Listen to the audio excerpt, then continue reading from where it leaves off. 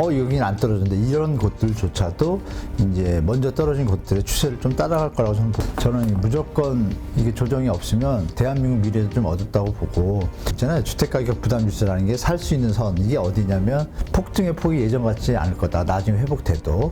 제가 볼 땐 그 바닥되는 시점은 네, 오늘은 연세대 전경대학원 한문도 교수님 모시고 부동산 관련해서 지금 현재 시장 상황을 한번 말씀 듣도록 하겠습니다. 안녕하세요. 네, 안녕하세요. 네, 지금 뭐 신문에서는 난리가 나는데 뭐 예. 10억이 빠졌다 뭐 이런 뉴스도 나와요. 근데 네.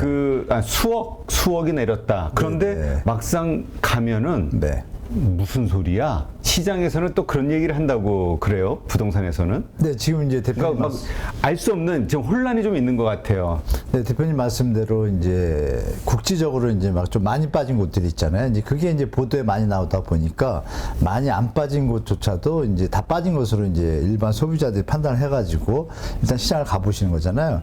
그리고 이제 실제로 그 많이 빠진 현장들의 대부분은 그 지역은 다 지금 말씀 주신 대로 실제로 많이 빠졌습니다. 그런데 예를 들면 뭐 서초구라든지 일부 서울에서 뭐 용산이라든지 이런 데는 아직까지는 완벽하게 그 본격적인 하락이 시작이 안 됐거든요. 그런 동네 가면은 이제 몇 억 빠졌는데 싼 거 있어요 이러면 아직은 호가가 버티고 있거든요. 그래서 지금 말씀하신 현상이 벌어지는데, 그러나 중요한 것은 매물이 지금 많다는 얘기죠. 그럼 결국은 매물이 걷어들이지 못한다라면 결국 언젠가는 다른 지역과 똑같이 계속 하락하는 추세로 이제 매물들이 소화가 되기 시작하면 제가 말씀드린 그동안 말씀하신 중 여긴 안 떨어졌는데 이런 곳들조차도 이제 먼저 떨어진 곳들의 추세를 좀 따라갈 거라고 저는 보고 있습니다. 그래서 전체적으로 키 맞추기가 되는 건가요? 아니면 그 버티던 곳들이 빠지게 될 때 이제까지 계속 빠졌던 지역들의 가격도 같이 빠지는 건가요? 지금 제가 추세를 보니까 먼저 빠졌던 곳들의 전주 한국 부동산 자료를 보면요. 인천 지역이 좀 많이 빠졌거든요. 많이 빠졌는데 예를 들어서 만약에 뭐 0.3%가 빠졌다. 그럼 이번 주에도 0.25나 3% 수준으로 멈추는데, 그러니까 이제 폭이 이제 그대로 유지가 되는 상태로 이어지고, 나머지 이제 말씀드린 서초구나 이런 데는 0.01%가 빠졌었는데 갑자기 0.04 이렇게 좀 폭이 늘어나요. 그러니까 쉽게 말하면 많이 빠진 데들은 이제 조금씩 빠지기 시작하고, 그동안 덜 빠진 곳들은 아까 키 맞추기란 말씀하셨는데 그 폭이 좀 넓어지면서 점점 맞춰가는 추세가 지금 데이터상으로 좀 나타나고 있습니다. 그래서 제가 볼 때는 강세를 보이던 지역들도 지금 미국이 금리를 올렸고 또 올릴 거고 두 번 더 남았고, 내년에 그 점도표라 그러죠. 그 도트 플롯을 보니까 상단이 5%예요. 그렇다면 4%에서 4.5%를 봐야 되기 때문에 앞으로도 우리 금리는 갈 길이 멀잖아요.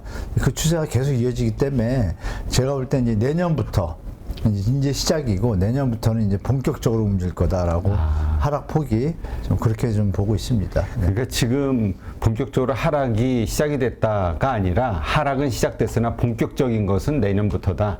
네, 본격적 하락이 시작된 일부 지역들이 있지만 전체적으로 본격적으로 하락하지 않았다. 강세를 보이던 곳은 아직도 매물 호가가 버티고 있다. 그러나 금리 인상 등 여러 악재들이 계속적으로 나오기 때문에 내년부터는 이제 전체적으로 본격적으로 동시다발적으로 좀 하락 추세로 갈 거라고 좀 보고 있는 거죠. 네. 이번에 그 금리 인상, 미국 FOMC 회의 이후에 사실 주식 시장은 패닉에 빠졌거든요. 근데 빠졌죠. 한국 그 금리 역전차에 대한 이야기들이 많이 나오잖아요. 근데 결국 한국도 미국 금리와 이렇게 맞출 수밖에 없다. 그러면 4%, 4.5%, 뭐 5% 이렇게 가는 거냐? 이랬을 때 한국의 가계부채 부동산 대출 문제는 어떻게 되는 거냐? 이거 가지고 아주 머리 셈법들이 복잡한 것 같아요. 저는 개인적으로 한번 좀 큰 일을 겪을 것 같다고 좀 보고 있습니다. 솔직히. 그렇지 않고서는 지금 쌓여있는 대한민국의 버블이 소화되지 않고서는 경제 성장을 다시 할 수 있는 펀더멘탈이 있을 수가 없습니다. 왜냐하면 전세대출을 많이 예를 들어서 전세대출을 많이 받아서 전세대출 이자가 지금 올라간 바람에 더 올라갈 거잖아요. 근데 물가도 올라가잖아요. 그러면 버는 건 정해져 있고 임금 인상이 되지 않는 상태에서 파산이잖아요. 결론은 못 메꾸니까. 그럼 큰일이 일어나잖아요. 그렇기 때문에 안 따라갈 수는 없는데 그 과정 속에서 정부가 이제 정책을 잘 써서 연착륙이 되기를 저는 바라는 입장이기 때문에 갑론을박의 차원이 아니라 솔직히 요새 경제학자분들이 많이 안 나오시잖아요, 언론에. 그 이유가 뭘까요?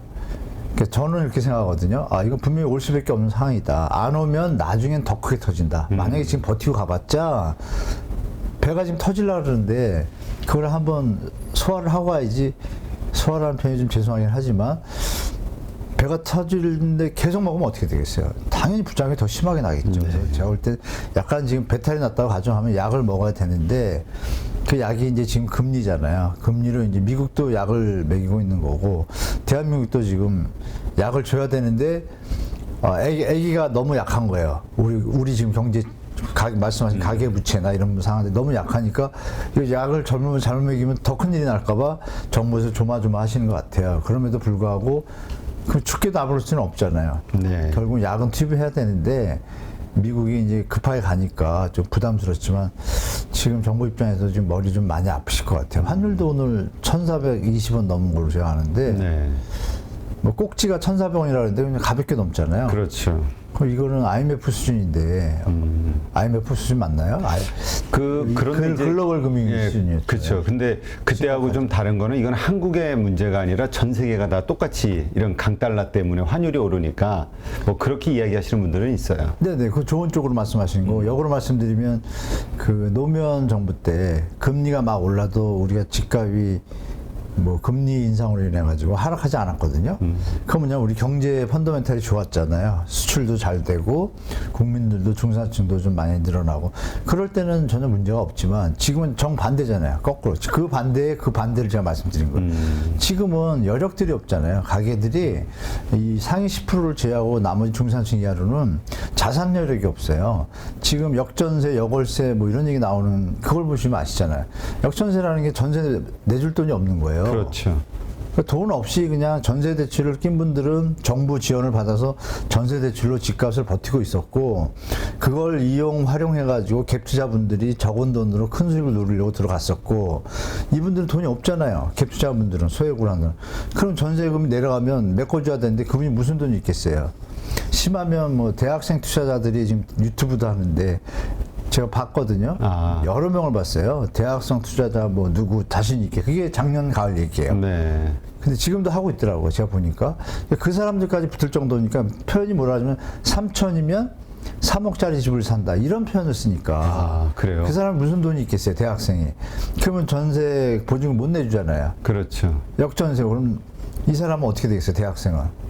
파산이죠, 바로. 집값 내려가면. 그 상황이 지금 벌어지는 상황인데, 아까 말씀 주신 그런 질문하고는 정반대 상황이 존재하고 있다. 그래서 시장을 너무 만만해 보시면 안 된다. 지금 장밋빛을 너무 갖고 계신데, 조금 제가 볼 땐 다시 한번 합리적으로 좀 시장을 다시 보셔라. 좀 말씀드리겠습니다. 지금 매도세 그래도 너무 비싸게 아주 급매물 아닌다면은 그냥 적당한 선에서의 매도 그 물량을 내놓으신 분들이 기대하는 거는 이러다가 좀 좋아지겠지. 정부가 이대로 놔두겠어? 뭔가 연착륙을 위한 조치들을 취하겠지. 이런 정부 정책에 대한 기대감들. 맞습니다. 기대감이 있죠. 이번에 뭐 그 지역 규제들 풀었잖아요. 네네, 맞습니다. 이런 것들에 대한 기대감 이거는 네. 안 먹힐까요?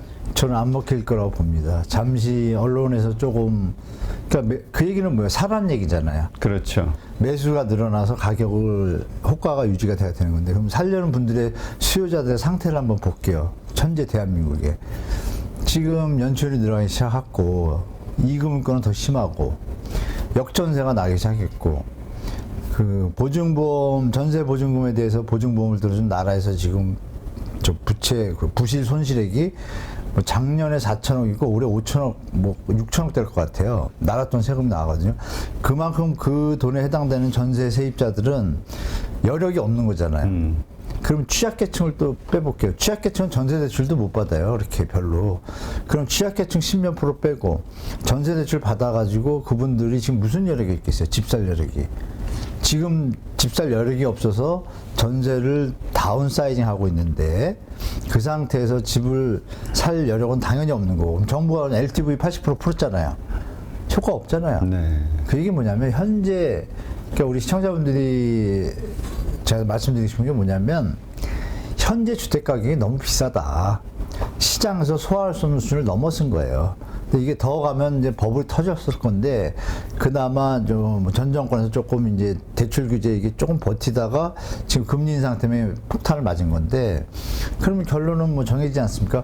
금리 인상 부분에 대해서 부담 능력이 안 되는 그 주택이나 전세 세입자나 이 물건들은 뒤에서 사주는 사람이 있을 때 이게 버티는데 지금 저는 없다고 보거든요. 서울의 소득 수준 뭐 데이터 자주 발표가 안 되잖아요. 그래서 제가 좀 조사해 봤더니 서울에 6천만 원 이하가 한 연봉 6천, 제 기억에 6천만 원 이하가 한 70% 가까이 돼요. 상위는 많이 받지만 그러면 서울의 유주택자가 50%, 48%인데 52%는 무주택자거든요. 그럼 다 6천만 원 이하에 들어가잖아요. 그럼 생활비 300배면 300만 원 갖고 지금 44이라도 잘해야 뭐 2, 3억 모았는데 10억짜리 집을 어떻게 삽니까? 7억이면 이자가 얼마예요? 지금 5%인데 350을 내야 되는데 300돈을. 안 맞죠. 이게 안 맞잖아요. 현재 시장에서 부담할 수 있는 수준하고 가격이 안 맞기 때문에 그래서 주택가격 부담 지수가 263이라는 숫자가 나온 거고 그럼 주택원리금 상환 비율 따져보면은 제가 계산해 보니까 아 여기서 한 20, 30%는 조정이 돼야 시장이 균형점이 맞는 때가 오더라고요. 그때가 돼야 거래량이 늘고 거래가 되는데 지금은 저는 아니라고 봅니다. 그러니까 그게 대출 규제뿐이 아니라 지금 조정지역을 풀었잖아요. 똑같은 얘기죠. 그럼 여기는 어떤 현상이 벌어지냐면 비규제 지역이 되니까 현재 다주택자거나 갭투자를 해서 돈을 버신 분들이 있잖아요. 그리고 떴다방 여러분들 아실 거예요. 그죠? 네. 수요자는 없는데 물건은 100개가 있는데 한 개 있는 것처럼 속여서 한 사람이면 이걸 매기는 거죠. 여기서 또 싸움이 나겠죠. 똑똑한 사람. 지금 그런 시장을 기대하는 것밖에 안 남았다는 얘기죠. 제가 볼 때. 그래서 저는 무조건 이게 조정이 없으면 대한민국 미래도 좀 어둡다고 보고 이게 조정이 돼야 이제 다시 뭐 가처분 소득도 늘어나고 활동이 이어지는데 그래서 저는 이번에 푼 게 지역적으로는 건설사, 네. 건설사나 다주택자 입장에서 좋습니다. 왜냐면 팔기가 됐잖아요. 왜? 느낌상 올라갈 것 같으니까 조금 싸게 팔면 이제 팔릴 수 있잖아요. 특히 이 얘기 드리고 싶은데 여기에 또 정보를 좀 제가 비판하고 싶은 게 한 가지 있는데요. 그 많이 풀었잖아요. 많이 풀었는데 일부 지역 중에 특히 전북을 제가 말씀드릴게요. 전북 전주시 완산구 덕진구는요. 집값이 올 한 달 전까지도 계속 올랐어요. 아, 그래요? 네. 근데 거기를 껴가지고 풀었더라고요. 이거는 아주 잘못된 거죠. 그래서 알고 봤더니 거기에 그 향후 분양할 건설회사가 많은 거예요. 그러니까 정부가 잘못된 것이 진짜 국민을 위한 정책을 쓰는 척 하면서 자꾸 예전에 6.21 그때도 그렇고 자꾸 그 뒤로 부자 감사하는 이런 쪽으로 가고 있어서 그건 좀 비판하고 싶어요. 뭐 언론에 안 나오는데 건설사들에게 유리하게 해줬다? 당연히 유리하지 않아요. 왜냐하면 누구나 청약을 할 수가 있고 누구나 집을 살 수 있는 분위기를 만들었으니 그러니까 대출 규제도 좀 풀어져 있고 그러니까 잘못된 또 영골분들이 잘못된 신호로 인해서 또 물릴 수도 있는 거죠. 그러니까 지금 드리고 싶은 질문이 바로 그거거든요. 네. 이런 여러 가지 정부 정책에 의해서 혹시나 반등하지 않을까, 더 올라가지 않을까라는 생각으로 네, 오판하게 되는 거죠. 살려는 분들이 또 있을 수 있잖아요. 예. 이런 분들은 제가 이렇게 말씀드릴게요, 대표님. 미국 저 파월 장관이 뭐라고 그러셨죠? 파월에서요? 집에 대해서요. 지금 집 사지 말라고. 예, 인플레이션에 대한 네. 많은 요소가 집 쪽에서 나온다. 그러니까 젊은 분들은 집 사는 걸 신중히 검토해라. 물가가 올랐기 때문에 인플레이션이 잡혀가지고 금리가 어디까지 올라갈지 모르는데 잡히고 나서 그 뒤에 그때 집을 사는 걸 조금 심각하게 고민해라. 지금은 안 샀으면 좋겠다라고 아예 발표를 했잖아요. 그 프레스센터에서. 그게 답이거든요, 사실은. 근데 그 답을 너무 심각하게 안 생각하시겠는데 미국은 이미 심각하게 생각했습니다. 거기 미국 시민들은, 미국 국민들은 이미 받아들여서 거기 모기지 금리가 지금 30년 모기지가 6.2%예요. 많이 올랐네요. 불과 작년에 3%였어요. 2배 반이 올랐으니까 그럼 이자 낼 돈이 2배가 늘었으니 소득이 없는 사람은 못 들어가는 거죠. 그러니까 아니나 다를까 바로 주택 거래량이 줄고 주택 가격이 안정되기 시작했거든요. 꺾이고. 그럼 우리가 무슨 힘 있나요? 기축통화국도 아닌데. 그럼 그 길을 똑같이 따라갈 거 아닙니까? 푼다고 이자가 주나요? 제가 드릴 말씀 딱 그겁니다. 규제 지역을 해제한다고 대출을 받았을 때 이자가 금리가 주냐고요. 안 줄잖아요. 그렇죠. 그러니까 거기서 이제 우리 국민들의 소득 수준하고 비교해 보면 답이 나온다고 봅니다. 네. 알겠습니다. 그러니까 그 말씀하신 대로 정부에서 이러저러한 대책들이 나오면서 사람들의 이렇게 심리가 조금 살아났을 때가 가지고 있는 분들에게는 조금 낮게 해가지고 매도할 수 있는 절호의 찬스고, 네, 맞습니다. 또 거기에 넘어가서 사는 분들은 또 전문용어로 호갱이라고 할 수 있겠죠. 호갱이 되는 거고. 제가 볼 땐 그렇습니다. 예. 물론 이런 건 있겠죠. 대표님 뭐냐면 아기들이 있고 아기들이 방이 필요해요. 방이 필요한데 무리해서라도 내가 버틸 수 있는 수준이다. 그거는 제가 못 말리겠어요. 그죠? 그러나 이왕이라면 더 저렴할 때 사는 게 더 합리적인데, 근데 애들이 그것도 뭐 돈으로 따질 수 없는 행복이잖아요.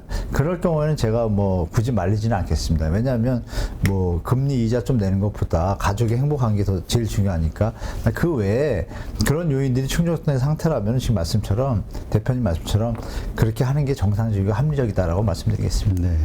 그렇다면 이런 하락 추세, 이거는 네. 언제까지 이어질까요? 왜냐하면 어쨌건 이렇게 가격이 조정을 받을 때 사야겠다, 이럴 때 집정만 하지 않으면 앞으로 정말 못하는 거 아니냐라고 생각하는 분들도 있으니까. 네, 많죠, 사실. 그렇죠. 네, 많은데 언제 살 거냐? 그러니까 말씀은 저기죠. 언제 사야 그렇죠. 되냐? 언제가 바닥이냐? 일단 지금은 아닌 건 확실하고요. 누구나. 그러면 바닥이라는 개념은 언제냐면 아까도 말씀드렸잖아요. 주택가격 부담지수라는 게 살 수 있는 선, 이게 어디냐면 자기 소득의 한 평균으로 볼 때 중위소득의 중위주택 가격이 좀 내려오면 이 소득자가 낼 수 있는 이자가 줄잖아요. 그럼 네. 그 이자의 부담이 자기 소득의 수준에서 한 30에서 35%. 이러면 이게 생활을 하는데 문제가 없거든요.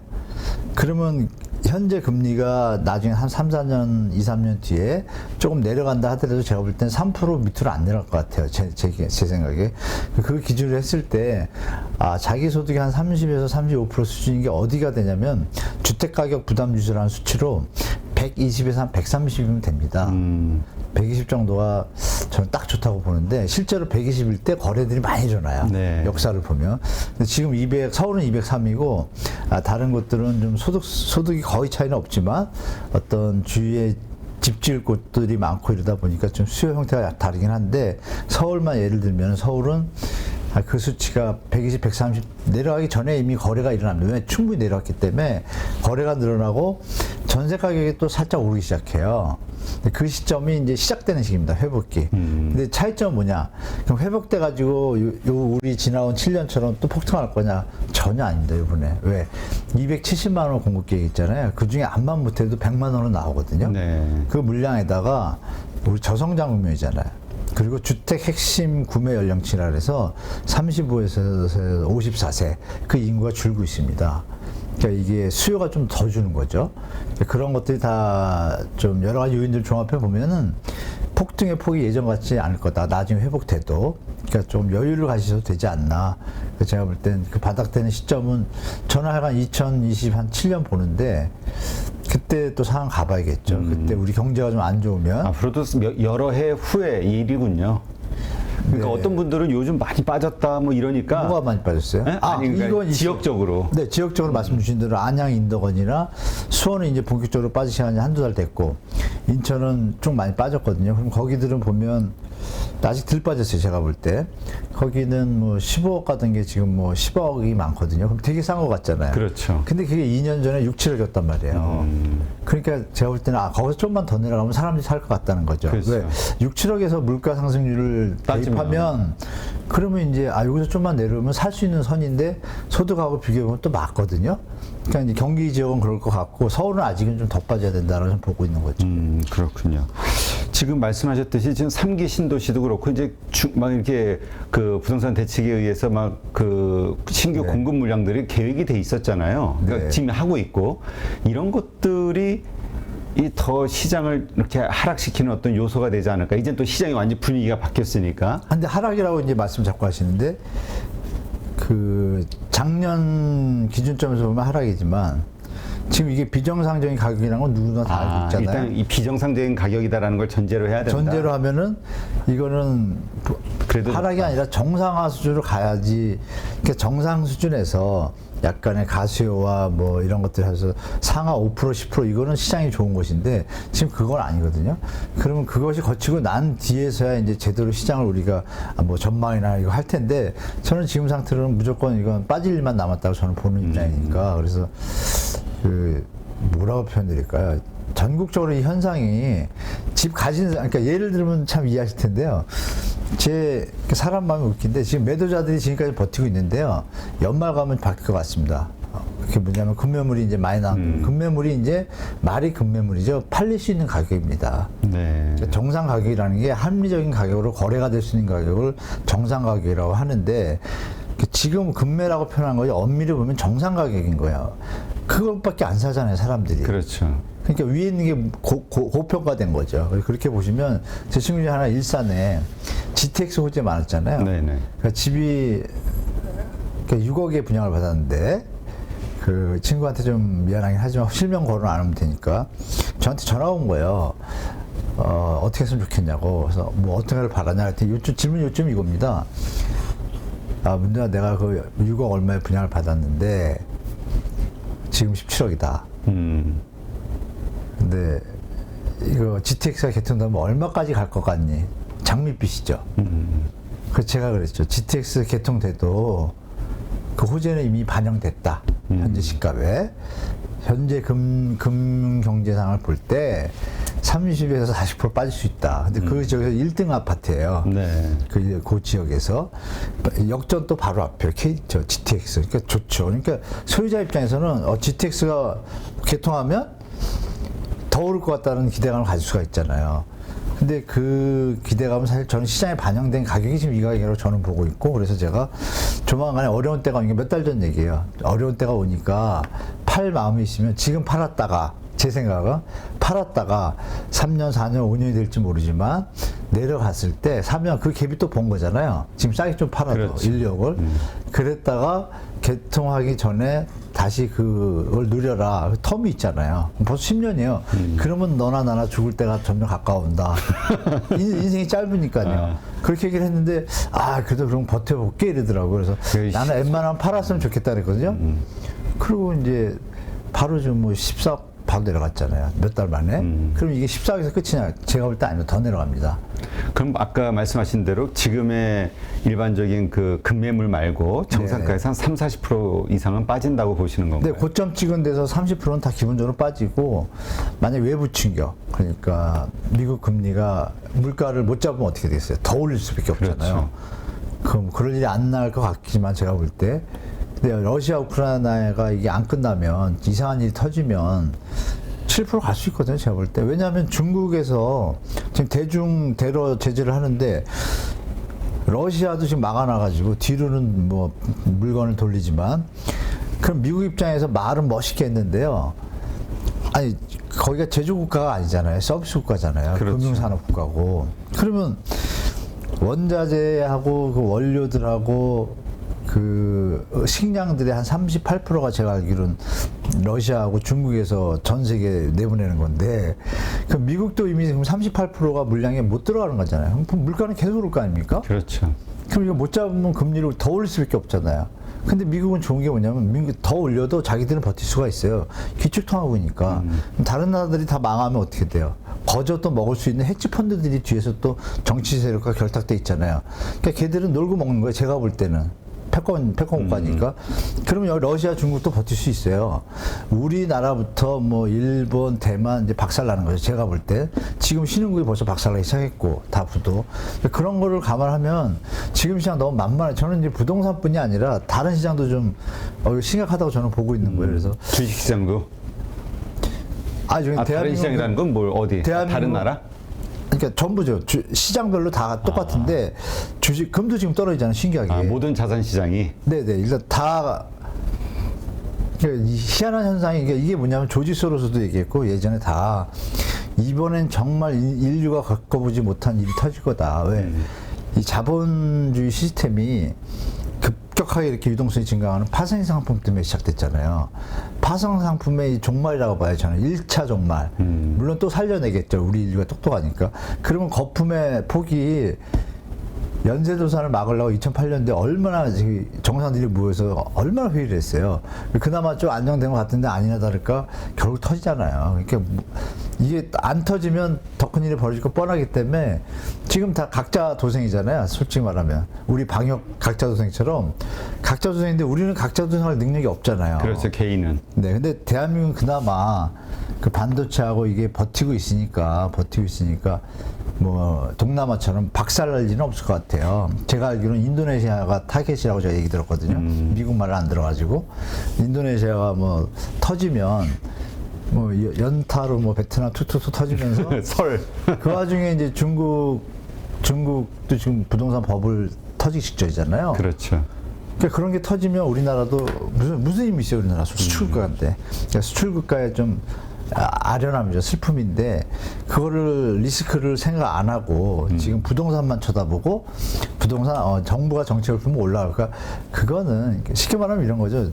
집에서 아버지가 박살이 나면 집안이 망하는데 내가 알바를 더 하고 엄마한테 말을 잘 듣고 칭찬을 받아서 용돈을 더 받아야지 이런 수준밖에 안 되는 거죠, 제가 볼 땐. 그래서 시청자분들께서 뭐 여기 815 모니터 시청자분들은 제가 샤프한 걸로 알고 있는데 저보다 잘 아시겠지만 저는 이번에는 리스크 관리 들어가는 게 맞는 것 같다. 지금 대표님 주신 말씀처럼 부동산에 뭐 해제되고 이거는 지금 다주택자나 갭 투자를 좀 무리하게 하신 분들이 주장하는 거예요.